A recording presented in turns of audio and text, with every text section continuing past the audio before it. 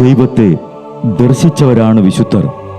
ആ വിശുദ്ധരോടൊപ്പം മാലാഖമാരുമായി സ്വർഗീയ ആനന്ദത്തിൽ ആയിരിക്കുന്ന ഞങ്ങളുടെ വാത്സല്യനിധിയായ അമ്മ ത്രേസ്യാളിൻ്റെയും പ്രിയ സഹോദരങ്ങളായ മണിദാസിൻ്റെയും ബ്രൈറ്റിൻ്റെയും പാവന സ്മരണയ്ക്ക് മുൻപിൽ ബ്രൈറ്റ് ഗ്രൂപ്പ് ഓഫ് അക്കാഡമീസ് പ്രാർത്ഥനാപൂർവം സമർപ്പിക്കുന്നു ഇന്നത്തെ വിശുദ്ധർ.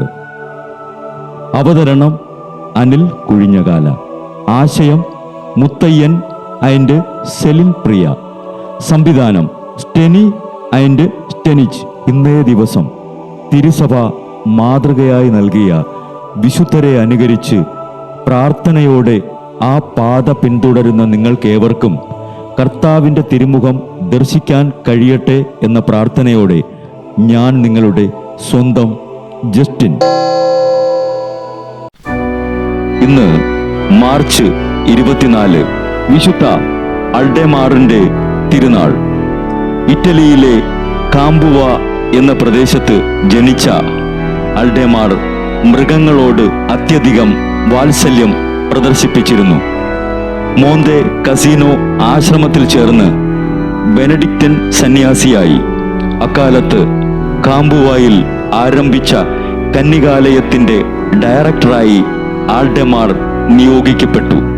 മഠം അതിവേഗം പുരോഗമിക്കുകയും അവിടെ പല അത്ഭുതങ്ങളും പ്രവർത്തിച്ചതറിഞ്ഞ് മോന്തെ കാസിനോ ആൾഡെമാറിനെ അവിടേക്ക് വിളിച്ചു. മോന്തെ കാസിനോയിൽ താമസമാക്കിയതിന് ശേഷം ആൾഡെമാറിൽ ബോക്കിഞ്ഞാനോ ആശ്രമം ആരംഭിച്ചു.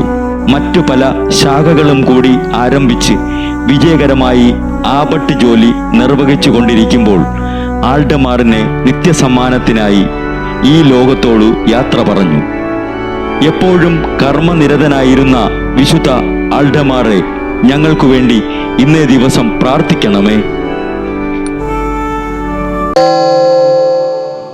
ബ്രൈറ്റ് കുടുംബത്തിൽ നിന്നും കർത്താവ് തൻ്റെ മുന്തിരിത്തോപ്പിലേക്ക് വിളിച്ച് പൗരോഹിത്യം നൽകി അനുഗ്രഹിച്ച റവറൻ ഫാദർ ബിൽ ബ്രൈറ്റും സന്യാസത്തിലേക്ക് വിളിച്ച് അനുഗ്രഹിച്ച് മണവാട്ടിയാക്കിയ സിസ്റ്റർ മരിയ ജോസും വിശുദ്ധരെ അനുകരിച്ച് ഇവിടെ ഈ ഭൂമിയിൽ ആത്മാക്കളെ നേടാനായി ഇരുൾ വീണ താഴ്വരയിലൂടെ നടക്കുമ്പോഴും പൈശാചിക ശക്തികൾ വിടാതെ പിന്തുടർന്ന് പീഡിപ്പിക്കുമ്പോഴും മരണം നിഴലായി കൂടെ നടക്കുമ്പോഴും ദിവ്യകാരുണ്യം എപ്പോഴും ആത്മാവിന് കരുത്തേകും പോലെ തിരുവചനമെന്നും പാതയിൽ വിളക്കായി ജ്വലിച്ച് ആ ജ്വാലയിൽ അനേകായിരം ആത്മാക്കളെ നേടിയെടുക്കാൻ സകല വിശുദ്ധരെ, മാലാഖമാരെ ഇവർക്കു വേണ്ടി എപ്പോഴും കർത്താവിനോട് മാധ്യസ്ഥം വഹിച്ച് പ്രാർത്ഥിക്കണമേ.